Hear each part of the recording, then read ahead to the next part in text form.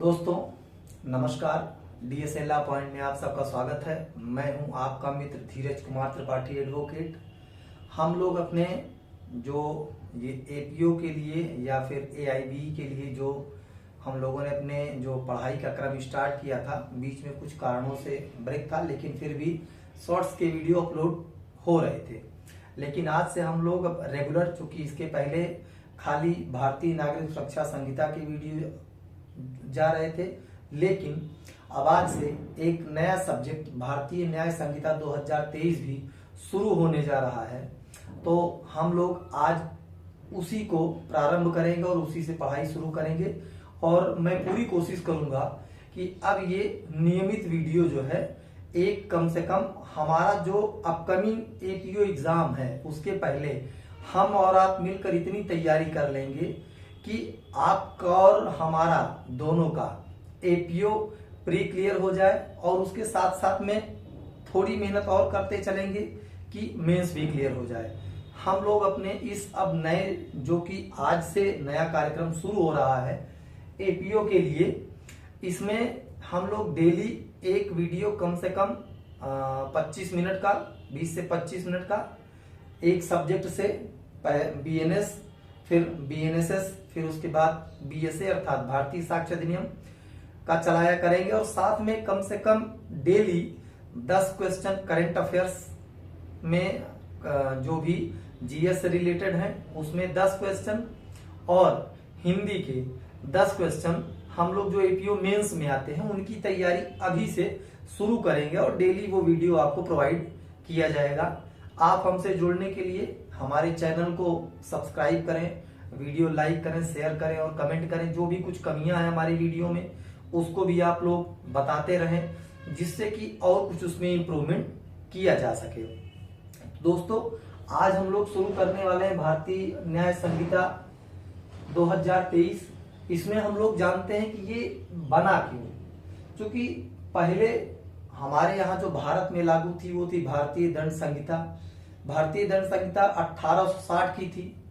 वो बहुत पुरानी हो गई थी, लगभग धीरे धीरे 74-75 साल क्या और ज्यादा हो गए, तो 100 साल पहले से बनी थी। लेकिन हमारी आजादी के बाद हम लोगों के ऊपर वो लगभग 75 वर्षों से चल रही थी, और हो तो गए उसको करीब 100 साल से ज्यादा। लेकिन वो बनाया कैसे गया था? तो प्रथम विधि आयोग, जब अंग्रेज थे यहाँ पर, तो हम पर शासन करने के लिए अंग्रेजों ने प्रथम विधि आयोग लॉर्ड मैकाले की अध्यक्षता में बनाई। उन्होंने इसका ड्राफ्ट तैयार किया। बाद 1834 में उन्हें ये कार्यक्रम, मतलब इसको ड्राफ्ट करने के लिए काम सौंपा गया। इन्होंने पूरा फाइनलाइज करते करते 1860 में इसे अंग्रेजों ने लागू कर दिया कि अब हम इस भारतीय दंड संहिता 1860 से भारतीयों के ऊपर शासन करेंगे, और यदि वो कोई अपराध करते हैं तो उनको दंड स्वरूप में देंगे। लेकिन जो हमारी वर्तमान सरकार, भारत सरकार है, इसने कहा कि नहीं, हम किसी को दंड नहीं देंगे, हम सभी व्यक्ति को न्याय प्रदान करेंगे। होता क्या है, कभी कभी आजकल लोगों को निर्दोष होने के बावजूद गलत तरीके से अपराध में फंसा भी दिया जाता है। बहुत सारे ऐसे मामले आते हैं जिनमें वादी मुकदमा या बहुत सारे लोग होस्टाइल हो जाते हैं, समझौता कर लेते हैं। ये होता है कि नहीं, ऐसा कोई ऐसा अपराध था ही नहीं, इनको झूठा फंसाया गया था। बहुत सारी चीजें आती। इन सब के लिए जो भारत सरकार है उसने भारतीय न्याय संहिता इसको शब्द प्रारूपित दिया है कि अब हम अपनी देश की जनता को न्याय प्रदान करेंगे, या फिर किसी व्यक्ति को जो कि इस संहिता के अधीन शासित होगा, इसमें आएगा, उसे हम न्याय प्रदान करेंगे। तो भारतीय न्याय संहिता का जो अधिनियम संख्या है 45 और सन 2023 है। भारतीय दंड संहिता जो थी उसका भी 1860 का 45, उसकी भी अधिनियम संख्या 45 थी। तो ये दोनों एक कॉमन सी बात है। अब इसमें हुआ क्या, राष्ट्रपति से जो है बनाया इसलिए गया कि बहुत सारी चीजें हैं जिनके लिए, जैसे नागरिकों के जीवन को सुगम बनाने के लिए, और बहुत सारी चीजें हैं जिनको करने के लिए किया गया। और इसमें सबसे बड़ा बात यह था कि एक दंड के रूप में नया, जैसे सामुदायिक सेवा जो पहले दंड में नहीं थी, पहले दंड 5 प्रकार के दिए जाते थे, अब दंड 6 प्रकार का हो गया है। धारा 4 में दंड प्रावधानित है, तो उसमें दिया गया है सबसे पहले मृत्यु, फिर आजीवन कारावास, फिर कारावास जो कठिन या सादा हो सकेगा, फिर उसके बाद जुर्माना, फिर उसके बाद संपत्ति का वो जो अधिग्रहण किया जाता है, फोरफीचर किया जाता है, वो चीजें बताई गई हैं। अब हम लोग देखते हैं कि जो है इसमें इनका उद्देश्य क्या था। तो इसका उद्देश्य ये था कि इसको अपराधों से इनमें जो है इनसे संबंधित उपबंधों का समेकन करने के लिए इसको बनाया गया था। अब दूसरा क्या है कि इसकी राष्ट्रपति की स्वीकृति जो है भारतीय न्याय संहिता 2023 में, इसमें राष्ट्रपति की स्वीकृति जो मिली वो 25 दिसंबर 2023 को मिली तथा इसमें कुल 12 धाराएं ऐसी थी जो कि नई जोड़ी गई। 12 धाराओं में कौन कौन सी नई धाराएं थी जो जोड़ी गई, वो सबसे पहले ये थी कि जैसे ये धारा 2 की उपधारा 3, बालक पहले नहीं परिभाषित था आईपीसी में, तो भारतीय न्याय संहिता में 2 की उपधारा 3 में बालक को भी परिभाषित कर दिया कि बालक कौन होगा। तो बालक को ये बताया गया है कि जो 18 वर्ष तक के बच्चे हैं वो बालक में आएंगे, अर्थात जिनकी उम्र 18 वर्ष है वो बालक में गिने जाएंगे। तो ये नया प्रावधान जोड़ा गया। धारा 2 की उपधारा 39 भी नई जोड़ी गई। उसमें ये कहना है कि जो शब्द और पद परिभाषित नहीं, अर्थात कि जो भी कोई शब्द या कोई ऐसे पद जो भारतीय न्याय संहिता में परिभाषित नहीं है लेकिन वो भारतीय साक्ष्य अधिनियम या फिर भारतीय नागरिक सुरक्षा संहिता में परिभाषित हैं, तो उनके जो वहां अर्थ हैं वो इसमें उसके लिए लिए जाएंगे। अर्थात इनके लिए अगर कोई इसमें परिभाषित नहीं किया गया तो उसके लिए बहुत परेशानी नहीं है। जो परिभाषा वहां दी गई है उसी परिभाषा को हम इसमें उठा के रख देंगे। इसके बाद धारा 48 नई जोड़ी गई। इसमें कहा गया कि भारत में अपराधों का भारत से बाहर दुष्प्रेरण, अर्थात पहले होता था कि भारत में दुष्प्रेरण कर दिया जाता था, कहीं भी अपराध हो उसके लिए दंड, लेकिन जो भारत से बाहर बैठा अपराधी है, अगर भारत में कोई अपराध करने के लिए किसी को उकसाता है, दुष्प्रेरित करता है, तो उसके लिए अगर वो भारत से बाहर से दुष्प्रेरण कर रहा है तो वो भी धारा 48 में कवर है, वो भी दंडित किया जाएगा। धारा 69 प्रवंचनापूर्ण साधनों का प्रयोग करके मैथुन करना, ये भी एक बहुत महत्वपूर्ण प्रावधान नया जोड़ा गया है। प्रवंचना मतलब कि किसी को लालच देकर, जैसे होता है कि भाई ठीक है अब लड़के लड़की दोस्त बने और ये कहे कि नहीं ठीक है भाई चलिए हम आपसे शादी कर लेंगे या फिर हम आपको ये चीज दिला देंगे, ऐसी लुभावनी चीजें उनको बता करके उनके साथ संबंध बना लेना। लेकिन इसमें वो मामले आते हैं जो रेप में नहीं माने जाते हैं, रेप नहीं माने जाते, लेकिन उनके द्वारा अगर मैथुन कारित किया गया है तो वो धारा 69 में आएगा, प्रवंचनापूर्ण साधनों का प्रयोग करके। धारा 73 है कि अनुज्ञा के बिना न्यायालय की कार्यवाहियों का प्रकाशन करना, अर्थात न्यायालय की कोई भी कार्यवाही यदि कहीं बाहर प्रकाशित या मुद्रित की जा रही है तो वो बिना न्यायालय की अनुमति के नहीं प्रकाशित की जा सकती है। धारा 86 में क्रूरता की परिभाषा दी गई है। धारा क्रूरता क्या है उसके विषय में बताया गया है। इन सबको हम पूरा गहन अध्ययन अपने आगे जब इनका नंबर आएगा इन धाराओं को पढ़ने का तो वहां पढ़ के पूरी तरीके से समझेंगे। सिर्फ अभी आज ये जान लेते हैं कि ये धाराएं जो जोड़ी गई हैं ये कौन कौन सी हैं भारतीय न्याय संहिता में, जो कि भारतीय दंड संहिता में नहीं थी। धारा 95 बालक को अपराध करने के लिए भाड़े पर लेना या नियोजित करना। कोई बालक है 18 साल से कम, उसको किसी अपराध कारित करने के लिए उसको हम लोग मतलब जो भी व्यक्ति है वो उसको नियोजित कर ले, भाड़े पर ले कि नहीं भाई तुमको ये अपराध करना है, किसी को गोली मार देना है, इसके लिए। धारा 111 संगठित अपराध ऑर्गेनाइज क्राइम के विषय में बताती है। धारा 112 छोटे संगठित अपराध को परिभाषित करती है, उसमें बताती है कौन कौन से मामले आते हैं। धारा 113 आतंकवादी कृत्य जो टेररिस्ट एक्टिविटीज होती हैं उनके विषय में और उनके पनिशमेंट के विषय में बताती है। क्योंकि ये तीनों बहुत महत्वपूर्ण हैं। ये मेंस में हमारे प्री में तो पूछे ही जाएंगे कि भाई जैसे प्री में क्वेश्चन कैसे बनाता है, ये बना सकता है कि भारतीय न्याय संहिता के अंतर्गत संगठित अपराध को कौन सी धारा में परिभाषित किया गया है या कौन सी धारा में उपबंधित किया गया है। तो धारा 111 हम बता सकते हैं। फिर आतंकवादी कृत्य किसमें है, तो धारा 113 में है। धारा 152 भारत की संप्रभुता, एकता, अखंडता को खतरे में डालने वाले का, अर्थात जो कोई पहले कहते थे, हमने सुना या आप लोगों ने भी सुना होगा कि भारत तेरे टुकड़े होंगे, या भारत की ऐसी जो एकता है, अखंडता है, उसको तोड़ने का कार्य करते हैं, तो उन सबको धारा 152 में दंडित किया जाएगा। इसके बाद धारा 304, ये बहुत महत्वपूर्ण धारा है। ये इस बार जो भी एग्जाम होगा उसमें, चाहे वो एपीओ हो या चाहे पीसीएसजे हो, उसमें ये जरूर पूछी जाएगी, क्योंकि ये पहले दंड भारतीय दंड संहिता में नहीं थी। भारतीय दंड संहिता में चोरी थी, वो भी 278 279 में। ये धारा 304 हुई। अब इसमें झपटमारी बताई गई। झपटमारी मतलब स्नैचिंग। हम लोग देखते हैं कि लोग, महिलाएं पैदल चली जाती रहती हैं, हाथ में पर्स लिया, गले में चेन, बाइकर्स पीछे से आया और उनकी चेन खींच के लेके चले गए। आप मोबाइल से बात कर रहे होते हैं और वो उसको खींच के लेके चले जाते हैं, तो वो स्नैचिंग के मामले में, झपटमारी के मामले में आएंगे। वो भी मामले होते चोरी के हैं, लेकिन उनमें ऐसा मतलब ऐसी तेजी से कोई कार्य किया जाता है और आपके ऊपर कोई क्षति या कोई हानि पहुंचाई जाती है, तो वो झपटमारी धारा 304 में बताया गया है। तो ये 12 धाराएं ऐसी हैं कि इनको जो है भारतीय न्याय संहिता में नया जोड़ा गया है। अब हम बात करते हैं कि भारतीय न्याय संहिता की धारा 1 क्या कहती है। भारतीय न्याय संहिता की धारा 1 बताती है उसका संक्षिप्त नाम, प्रारंभ और लागू होना। तो जो धारा 1 है उसका संक्षिप्त नाम ये है कि भारतीय न्याय संहिता 2023 उसका संक्षिप्त नाम है, तथा उसकी उपधारा 2 बताती है उसकी प्रवर्तन की तिथि, इन्फोर्समेंट डेट को, तो जो कि 1 जुलाई 2024 है।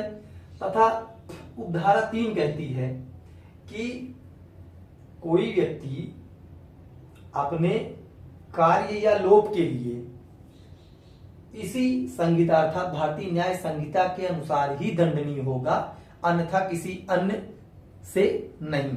अर्थात अपने किसी कार्य, प्रत्येक कार्य या लोभ के लिए वो इसी संहिता के अधीन दंडनीय किया जाएगा।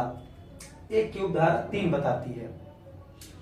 एक की उपधारा 4 कहती है कि भारत से बाहर ऐसा कोई अपराध किया जाए, भारत से बाहर ऐसा अपराध किया जाए कि वह भारत में अपराध हो, भारत से बाहर कोई ऐसा अपराध किया जाए जो कि भारत में अपराध हो, तथा ऐसे व्यक्ति द्वारा किया जाए कि वो यहां पर विचारण के लिए पात्र हो, तो जो है ऐसा अपराध माना जाएगा कि वो भारत के भीतर किया गया है। अब हम जैसे कैसे माने, कोई व्यक्ति लंदन घूमने गया और वहां पे किसी के साथ सहमति से सेक्स कर लिया, उसको प्रवंचित करके कि हम तुमको भारत घुमाने ले चलेंगे, तुम भारत आओ, हमारे पास बहुत अच्छे जो है रोजगार के अवसर है, कुछ भी करके उनको बहला फुसला करके और उनके साथ संबंध बना ले।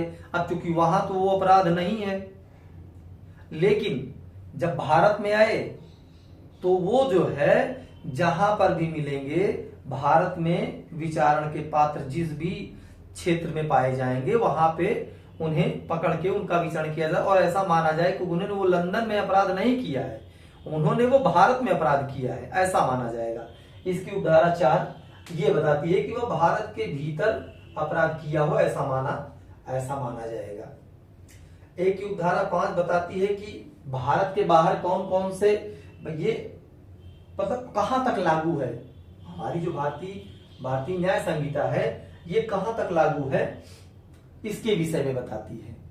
तो आपको बताएं कि जो भारतीय न्याय संहिता है ये पूरे ऑल ओवर वर्ल्ड पे लागू है, पूरे संसार में कहीं भी भारतीय न्याय संहिता के क्षेत्र को अधिकारिता दी गई है। कैसे दी गई है वो एक की उपधारा 5 बताती है। एक की उपधारा 5 कहती है कि भारत के बाहर, अर्थात भारत के बाहर कहीं भी, ये अगर भारत के नागरिकों द्वारा कोई भी अपराध किया जाएगा तो उन पर बीएनएस लागू होगा। अर्थात आप जाइए वहां चोरी कर लीजिए और आने के बाद पता लगे कि आप वहां तो नहीं पकड़े गए, लेकिन यहां यदि आप पकड़े जाते हैं तो आप बीएनएस से दंडनीय होंगे।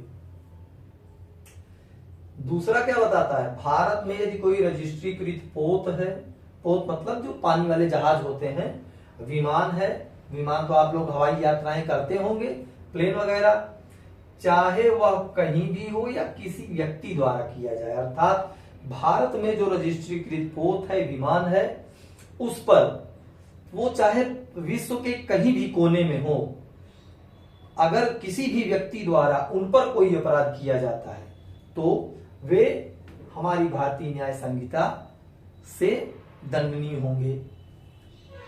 तीसरा है, भारत में कंप्यूटर संसाधनों को लक्ष्य बनाकर, जो भारत में हमारे बहुत बड़े बड़े इंस्टीट्यूशंस हैं जहां पे परम कंप्यूटर और बहुत सारे बड़े बड़े कंप्यूटर या भारत की सुरक्षा जो है, इन सब पर साइबर हमला कोई किया जाता है तो किसी भी व्यक्ति द्वारा किया जाए या कहीं से भी किया जाए, चाहे अमेरिका के किसी कोने से, चाहे फिर ब्राजील से, रूस से, चाइना से, कहीं से किसी भी व्यक्ति द्वारा अगर भारत में किसी कंप्यूटर संसाधन को लक्ष्य बना करके कि उसको नष्ट खराब किया जाए, अगर कोई भी ऐसा कार्य करता है तो वो भारतीय न्याय संहिता के अनुसार दंडनीय किया जाएगा। और सबसे बड़ी महत्वपूर्ण बात क्या है, भारतीय न्याय संहिता लागू हुई लेकिन धारा 106 की उपधारा 2 अभी भी नहीं लागू हुई है। जानते हैं क्यों? इसका बहुत बड़ा रोल था कि जो ट्रांसपोर्ट विभाग के वाहन थे, जब ये हुआ कि नहीं एक्सीडेंट होने पर उन्हें ज्यादा दंड और जुर्माने का प्रावधान किया गया, ज्यादा दंड से दंडित करने के लिए कहा गया, तो उस पर पूरे देश में, पूरे भारत में ट्रांसपोर्ट वालों ने स्ट्राइक कर दी थी। जहां जो गाड़ियां थी वहीं ठप हो गई थी।